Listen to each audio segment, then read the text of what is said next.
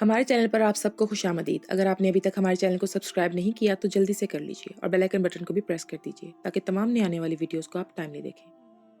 मुसलसल काम की वजह से मेरा जिस्म थकावट से चूर था। सुबह से बस काम पर ही लगा था, खाने पीने तक की भी ब्रेक नहीं ली थी और अब पूरा वजूद थका हुआ था। तबीयत भी नासाज थी जो अब काम की ज्यादती के बायस मजीद बिगड़ रही थी। जैसे ही मैं ओपीडी से फारिग हुआ तो सोचा कि कुछ देर आराम कर लेता हूँ। तबीयत भी जैसे ठीक नहीं थी, इसीलिए मैं खुली हवा के लिए अस्पताल के लॉन में पहुंच गया। सोचा कुछ देर यहीं आराम करके रुक जाता हूँ। हमारे अस्पताल का लॉन बहुत ही खूबसूरत बना हुआ था। वहाँ की खूबसूरती देखकर तबीयत फ्रेश हो जाया करती थी। मैं वहीं जाकर एक बेंच पर बैठ गया। मैं इधर उधर नजर दौड़ाने लगा, इर्द गिर्द के मनाजर का मुशाहिदा करने लगा। बहुत खूबसूरत फूल चारों तरफ खिले हुए थे जो कि माहौल की खूबसूरती को मजीद दिलकशी अनायत कर रहे थे।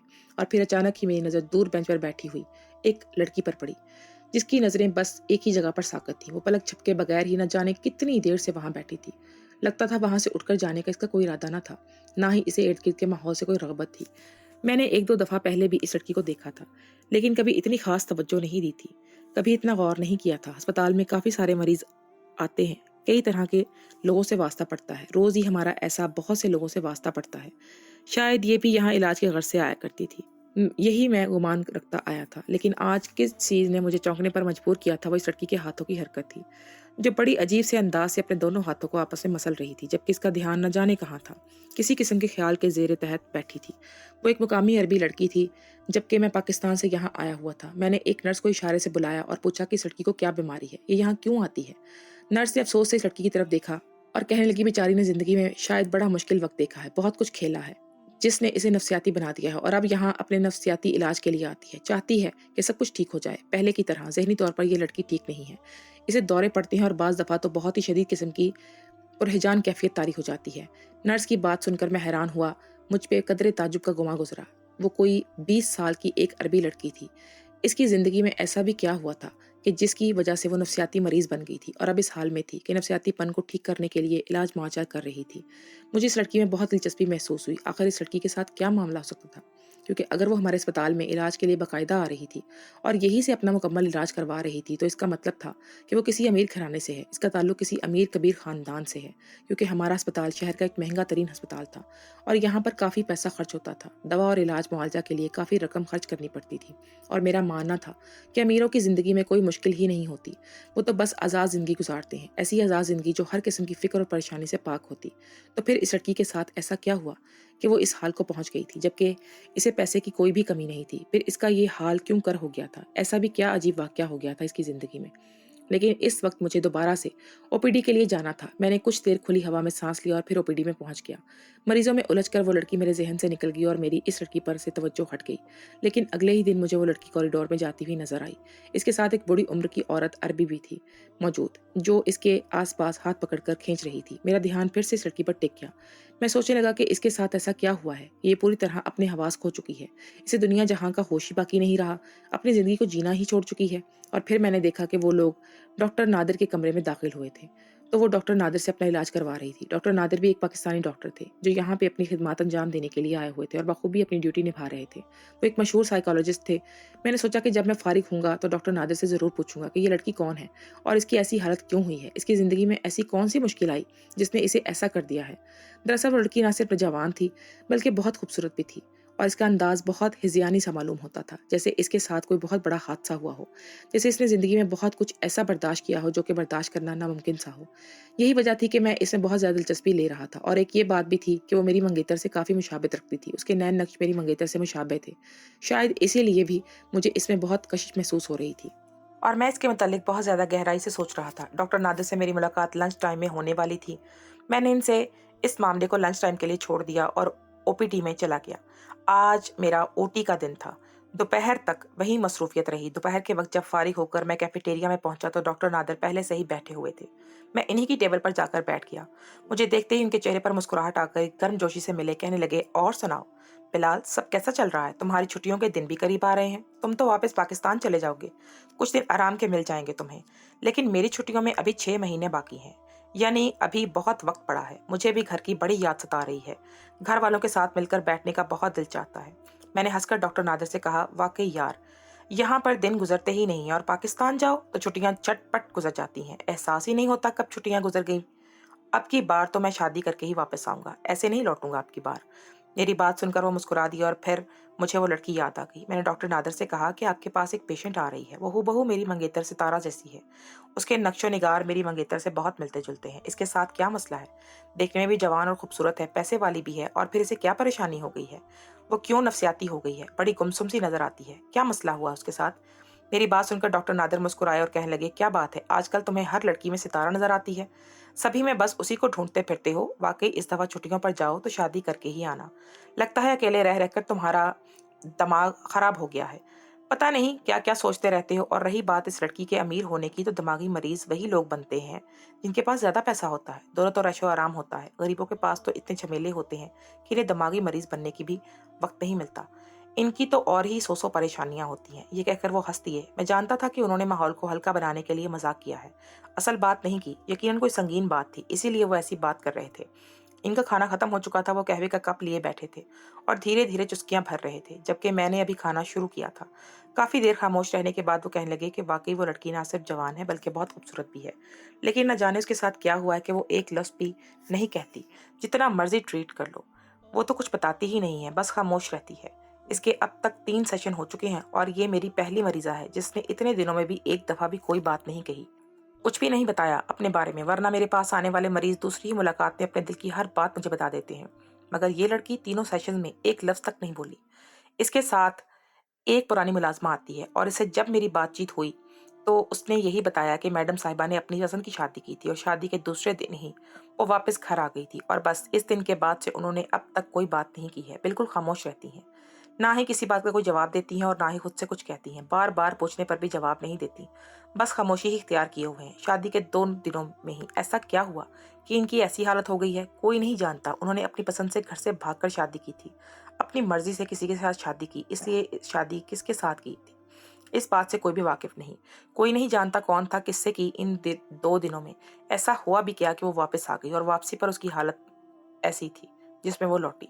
डॉक्टर नादिर की बात सुनकर मैं चौंक गया। 2 दिन की शादी में इतनी हंसती खेलती लड़की चलती फिरती लाश कैसे बन गई थी?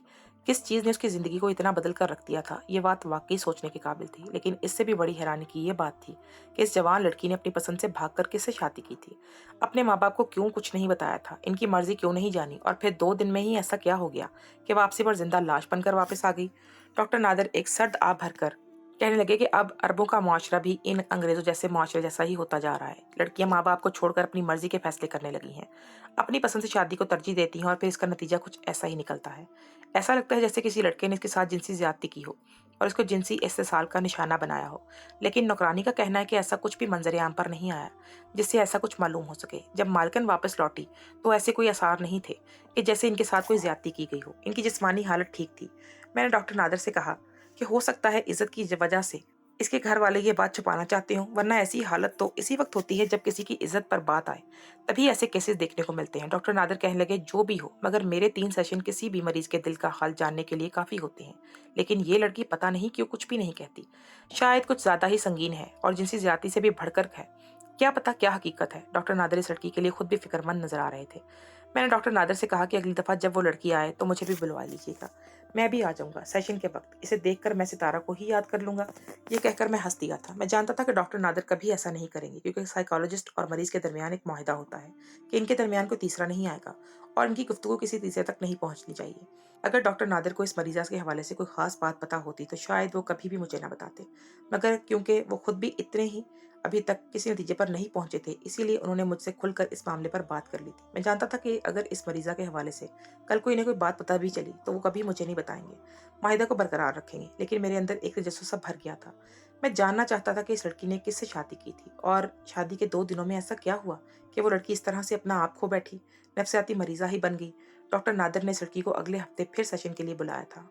मुझे खुद भी इस दिन का बेसब्री से इंतजार था। मेरा तजस्सुस भी मुझे बेचैन किए हुए था। वो लड़की डॉक्टर नादर से काफी देर मुलाकात के बाद जब बाहर निकली तो हमेशा की तरह लॉन में जाकर बैठ गई। इसकी मुलाजमा इसके साथ ही थी। वो लड़की अब भी अपने हवासों में नहीं थी, बल्कि एक ही जगह देख रही थी और इसके हाथ एक दूसरे में पूरी तरह उलझे हुए थे।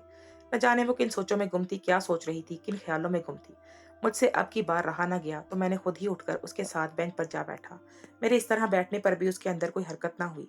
वो अपनी जगह से ना उठी तो और अपनी ही पोजीशन तब्दील नहीं की, और मुझे इस बात का यकीन हो गया था कि इसके साथ जिनसी ज़्यादती नहीं हुई, क्योंकि जिन लड़कियों के साथ जिनसी ज़्यादती होती है वो किसी दूसरे मर्द को अपने करीब एक लम्हे के लिए भी बर्दाश्त नहीं करती, दूर भागने लगती हैं, और मेरे इस तरह इसके करीब बैठने पर भी वो बिल्कुल नहीं चौंकी थी। उसका मतलब यही था कि उसे किसी मर्द ज़ात से कोई मसला नहीं था, बात कुछ और ही थी। अपने 10 साला करियर में मैं काफ़ी हद तक लोगों के रवैयों को पहचानने लगा था, और मुझे लग रहा था कि इसकी 2 दिन की शादीशुदा ज़िंदगी में कुछ और ही बात हुई है, जिसने इसे बड़े किसी सदमे से दो-चार कर दिया है, जिससे ये निकल ही नहीं पा रही। इसकी मुलाज़िमा मुझे अजीब-सी नज़रों से देखने लगी, तो मैंने गले में पड़ा हुआ कार्ड उठाकर उसकी मुलाज़िमा के सामने लहराया, जो इस बात का सबूत था कि मैं इसी अस्पताल का डॉक्टर हूँ। ये देखकर वो खामोश होकर एक साइड पर हो गई थी। मैं इस लड़की से बात करना चाहता था। मैंने उसे सलाम किया, लेकिन उसकी तरफ से कोई जवाब ना आया। वो बदस्तूर उसी हालत में बैठी रही थी, अपनी ही सोचों में गुम। मैंने इसे बताया कि मेरा नाम बिलाल है और मैं ताल्लुक पाकिस्तान से, मैं यहाँ एक हार्ट सर्जन के तौर पर काम करता हूँ। लेकिन ये सब कुछ सुनने के बावजूद भी उस लड़की में कोई हरकत ना हुई। वो जिस तरह बैठी थी इसी तरह बैठी रही, कोई जवाब ना दिया, नजर उठाकर देखा तक भी नहीं। मैंने मुस्कुराकर उसे कहा कि मेरी मंगेतर हूबहू आपके जैसी है, उसका नाम सितारा है। आपको देखकर मुझे उसी की याद आती है, आपकी शक्ल सूरत सितारा से बहुत मिलती है। मैं उससे अपनी पसंद की शादी करने वाला हूँ। कुछ दिनों बाद मेरी छुट्टियां हैं, मैं वापस चले जाऊंगा, तो फिर मेरी सितारा और शादी हो जाएगी। मैंने जानबूझकर उस लड़की के सामने सितारा का जिक्र छेड़ा था। मुझे लगा था कि अगर मैं पसंद की शादी के हवाले से कोई बात करूंगा तो शायद वो कोई रिस्पॉन्स जरूर करेगी, कोई ना कोई बात जरूर कहेगी। लेकिन वो फिर भी अपनी जगह से ना हिली थी, ना ही उसने पलक झपकी थी, बल्कि खामोशी से पहले की तरह ही बैठी हुई थी। उसने किसी बात का कोई असर नहीं लिया था, उसे मेरी बातों में कोई दिलचस्पी महसूस नहीं हुई थी। मैं कुछ देर तक उससे बातें करता रहा, लेकिन उसके अंदर कोई हरकत ना हुई, और फिर मैंने जानबूझकर एक अजीब सी बात की जो शायद मुझे नहीं कहनी चाहिए थी, मगर मैंने उससे कहा कि आप तो शादीशुदा हैं, शादी की पहली रात कैसी होती है, क्या आप मुझे बताएंगी? इस बारे में आखिर को सितारा बिल्कुल आप जैसी हैं। मैं वही करूँगा जो सितारा को पसंद होगा। आप मुझे थोड़ा-सा बता दें इस मुतल्लिक। आपकी शादी की पहली रात आपके शौहर ने कैसा बर्ताव किया था? उसने अपने आप को खुश किया था? क्या तोहफ़ा दिया था? मैंने सुना है कि आपने भी पसंद की शादी की थी। अगर शादी की पहली रात यादगार हो, तो फिर सारी ज़िंदगी अच्छी गुज़रती है। मैं भी अपनी ज़िंदगी की ज़िंदगी को खुशगवार करना चाहता हूँ और गुज़ारना चाहता हूँ। इसलिए आप मुझे बताएँ, आपके शौहर ने क्या तोहफ़ा दिया था आपको खुश करने के लिए? मैं जानबूझकर ऐसी बातें उससे कर रहा था कि वो कोई जवाब दे, और इन सवालों के नतीजे में मैंने एक तब्दीली देखी थी। उसने बड़ी मजबूती से अपने दोनों हाथों की उंगलियों को आपस में जोड़ लिया था और अपनी आंखें कसकर बंद कर ली थी। मेरा निशाना बिल्कुल सही जगह पर लगा था। मैंने दोबारा उससे कहा कि मैं चाहता हूँ कि सितारा को शादी की पहली रात में कोई खूबसूरत सा तोहफा दूं, कोई ऐसी बात, कोई ऐसी चीज जो उसे जिंदगी भर याद रहे। क्या आप मेरी कुछ मदद कर देंगी? किसी भी लड़की के लिए शादी बहुत ही अहम दिन होता है वो, और मैं भी उसे बहुत खास बनाना चाहता हूँ, जो उसे हमेशा के लिए याद रह जाए, हमेशा अच्छी याद के तौर पर उसके साथ रहे। वो जब भी उस तोहफे को देखे उसे मेरी याद आए, उसके दिल में मेरे लिए मोहब्बत बढ़े। इस लड़की ने पलटकर पहली दफा मुझ पर नजर एक डाली, भरपूर, और फिर बिना कुछ कहे उठकर चली गई थी। उसकी मुलाजिमा भी उसके पीछे पीछे चल पड़ी थी, और मेरे चेहरे पर मुस्कुराहट आ गई थी। मैंने इसे इस तरह चोट पहुंचाई थी कि उसके अंदर हरकत पैदा हुई थी। मुझे यकीन था कि आने वाली दूसरी तीसरी मुलाकात में वो जरूर मेरे सवालों के जवाब देगी, अपने बारे में कुछ ना कुछ जरूर बताएगी। मैं ये सब सिर्फ इसलिए नहीं कर रहा था क्योंकि मुझे उसके हवाले से तजस्सुस था, बल्कि इस सदमे से निकालने के लिए भी बात करने पर आमादा करना जरूरी था। यही काम डॉक्टर नादिर भी कर रहे थे, लेकिन इनके काम के करने का एक दायरा था। वो खुलकर ऐसे कोई सवाल जवाब नहीं कर सकते थे क्योंकि इनके फराइज के खिलाफ था ये। मगर मैं, क्योंकि अस्पताल के हाथ से बाहर ऐसी बात पूछ रहा था, इसीलिए मुझ पर कोई पाबंदी लागू नहीं होती थी। मैं अपने तौर पर ये सब बातें जानबूझकर कर रहा था। मुझे यकीन था कि बहुत जल्द वो लड़की खुद अपने मुंह से बताएगी कि उसके साथ क्या हुआ है। खैर, मुझे पाकिस्तान वापस जाना था और शादी की तैयारी भी करनी थी। इसके लिए मैंने यहाँ शॉपिंग शुरू कर दी थी। अस्पताल में हर डॉक्टर मुझे पहले से शादी की मुबारकबाद देने लगा था। 15 दिन बाद मेरी वापसी की फ्लाइट थी। मुझे पाकिस्तान वापस जाना था और मैंने जाने से पहले इस लड़की के बारे में सब कुछ जानना चाहता था। ये बात जानना मेरे लिए बहुत ज़रूरी हो गया था। इस लड़की का नाम दुआ था और डॉक्टर नादिर के पास 3 दिन बाद ही इसकी दोबारा से अपॉइंटमेंट थी, और ये बात इस बात का सबूत थी कि वो बहुत पैसे वाली है, क्योंकि डॉक्टर नादिर का एक सेशन भी बहुत महंगा था। लेकिन ये बात भी बड़ी अजीब थी कि उस लड़की के साथ उसका कोई घरवाला नहीं आता था, बल्कि हमेशा एक मुलाजमा ही साथ रहती थी। इस बार भी जब सेशन के बाद वो वापस लॉन में जाकर बैठी, तो मैं पहले से ही डॉक्टर नादिर से मिला। मैंने इनसे पूछा कि उन्होंने अफसोस का इजहार किया और कहने लगे कि इस मामले में वो पूरी तरह नाकाम है। अगर ज्यादा सवाल जवाब करते तो इनकी नौकरी को खतरा होगा, और इसके बगैर ये लड़की कुछ नहीं बताएगी, तो वो तो किसी को बात का जवाब भी नहीं देगी, मुसलसल खामोश है। दरअसल नफ्सियाती मरीज और डॉक्टर के दरमियान होने वाली सारी गुफ्तगू रिकॉर्ड होती है, और ये रिकॉर्ड अस्पताल के रिकॉर्ड का हिस्सा बनता है। इसीलिए वो इस किस्म के सवाल जवाब करने से गुरेज करते थे, ताकि कोई इनकी नौकरी को लेकर इशू ना हो जाए। मैं इससे मिलकर लॉन में पहुंचा, जहां हमेशा की तरह वो अपनी मखसूस बेंच पर बैठी हुई थी। मैं इसके पास बैठ गया। मैंने इसे बताया कि हफ्ते बाद मेरी वापसी की फ्लाइट है, मैं वापस पाकिस्तान जा रहा हूँ। मेरी और सितारा की शादी है। सितारा के घर वाले राजी नहीं है, वो तो हमारी शादी ही नहीं होने देंगे, मगर मैं इसे फिर भी अपनी दुल्हन बनाऊंगा और इसे शादी करूंगा, और जाहिर नहीं तो सबसे छुपकर ही। اسے شادی کر لوں گا، مگر شادی ضرور کروں گا۔ یہ وہ بات تھی جسے سن کر اس نے بڑی عجیب نظروں سے میری طرف دیکھا اور کہنے لگی، ستارہ کو ہرگز بھی اس طرح آپ سے شادی نہیں کرنی چاہیے۔ وہ خالصتاً عربی لہجے میں مجھ سے مخاطب ہوئی تھی۔ میں بھی اسے عربی کی بات کر رہا تھا، لیکن میری عربی اتنی خالص نہیں تھی جتنی اس کی تھی۔ اس کے جواب نے مجھے چونکا دیا تھا۔ میں نے اسے آخر کار بولنے پر مجبور کر ہی دیا تھا۔ میں نے مسکرا کر پوچھا کہ کیوں؟ ستارہ کو مجھ سے شادی کیوں نہیں کرنی چاہیے؟ ایسا کیوں نہ کرے وہ؟ آخر ہر کسی کو اپنی پسند سے شادی کرنے کا حق ہے، تو وہ اپنے اس حق کو استعمال کیوں نہ کرے؟ وہ کہنے لگی کہ آپ جیسے مرد ہی بہت بڑے دھوکے باز ہوتے ہیں، شاطر دماغ کے۔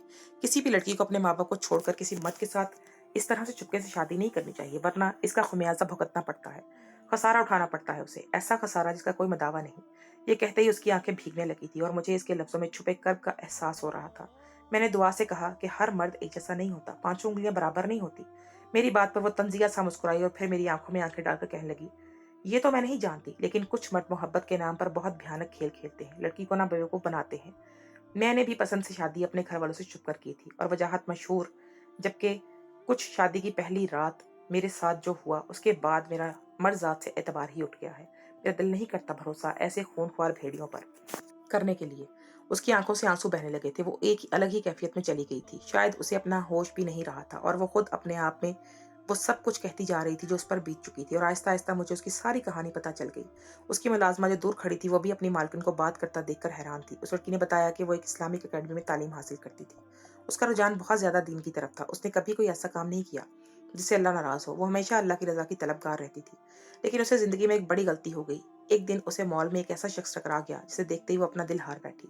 لیکن وہ شخص مسلمان نہیں تھا، بلکہ ایک اسرائیلی یہودی تھا۔ اس کا نام ینگ شو تھا۔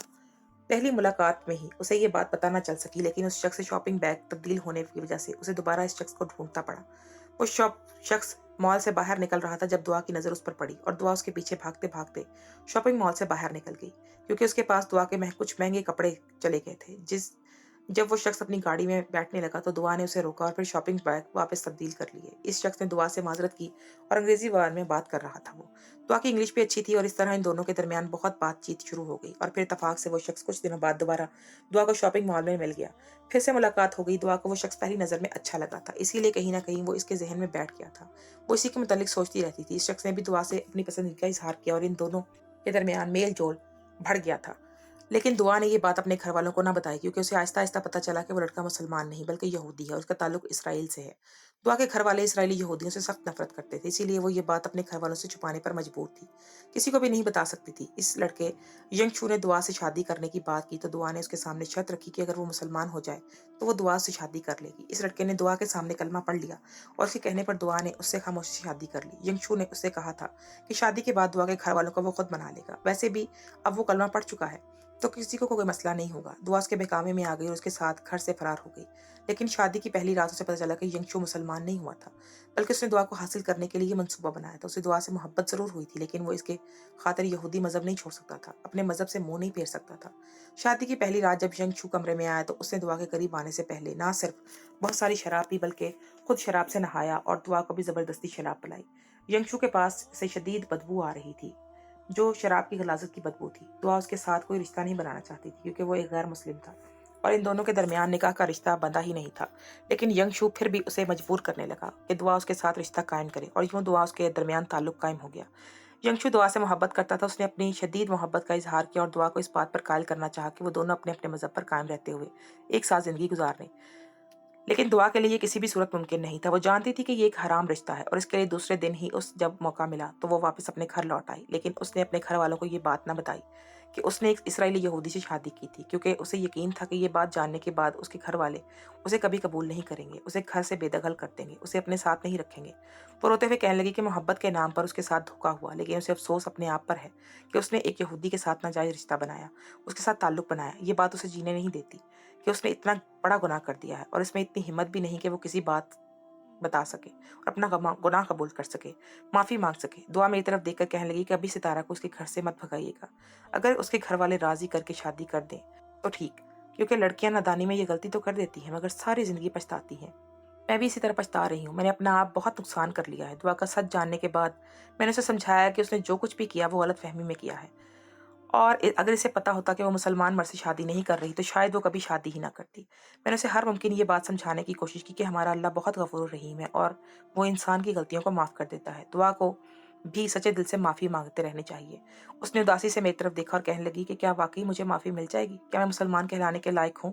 میں نے ہاں میں سر ہلایا تو اس کے چہرے پر اطمینان سا آ گیا اور وہ میرے پاس سے اٹھی اور کہنے لگی کہ میں ہر وقت اللہ سے بس یہی دعا کروں گی کہ مجھے میرے گناہوں کی معافی مل جائے۔ چھوٹے چھوٹے قدم اٹھاتی وہ واپس چلی گئی تھی اور میں اسے جاتے ہوئے دیکھ رہا تھا۔ کبھی کبھی انسان نادانی میں ایسے گناہ کر دیتا ہے جس سے وہ ساری زندگی نادم رہتا ہے۔ دعا سے بھی ایسا ہی گناہ ہوا تھا، لیکن مجھے یقین تھا کہ اللہ اس کی توبہ ضرور قبول کرے گا، اسے معاف کر دے گا، کیونکہ اللہ خود فرماتا ہے کہ میری رحمت میرے غضب پر حاوی ہے۔ دعا پر بھی اللہ کی رحمت ضرور ہوگی اور اسے وہ بخش دے گا۔